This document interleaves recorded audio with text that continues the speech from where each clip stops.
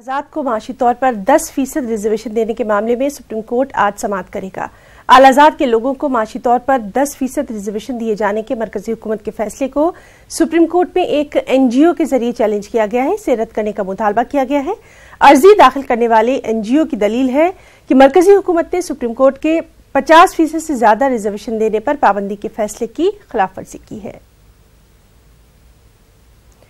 चलिए, दिल्ली से हमारे साथ मौजूद हैं हमारे साथी सुशील पांडे। सुशील, आपसे तफसील जानना चाहेंगे। आज 10% जो रिजर्वेशन का मामला है वो सुप्रीम कोर्ट में जेर गौर रहेगा। अपडेट जी देखिए, साफ तौर से जो केंद्र सरकार ने जो कानून बनाया है सवर्णों को आर्थिक रूप से 10% आरक्षण देने का, उस आरक्षण के मसले को चुनौती दी गई है सुप्रीम कोर्ट में। लगभग 6 याचिकाएं अलग अलग तरीके से उन्होंने चुनौती दी है।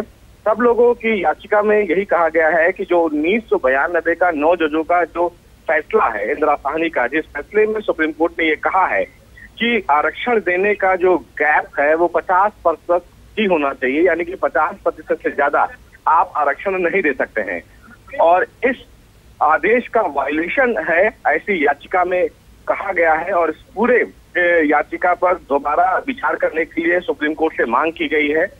देखना यह है कि केंद्र सरकार ने जो आरक्षण दिया है क्या वो सुप्रीम कोर्ट की दहलीज पर खरा उतरता है या नहीं।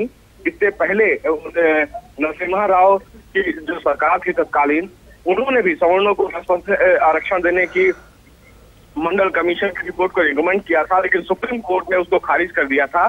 तो ये देखना है कि सुप्रीम कोर्ट इस पूरे कानून पर विचार करता है या नहीं। काफी महत्वपूर्ण मामला है सुनवाई के लिए। लगभग 11:30 और 12 बजे के आसपास सुप्रीम कोर्ट इस पूरे मामले पर सुनवाई करेगा। जी, बहुत बहुत शुक्रिया आपका सुशील तमाम तर जानकारी के लिए।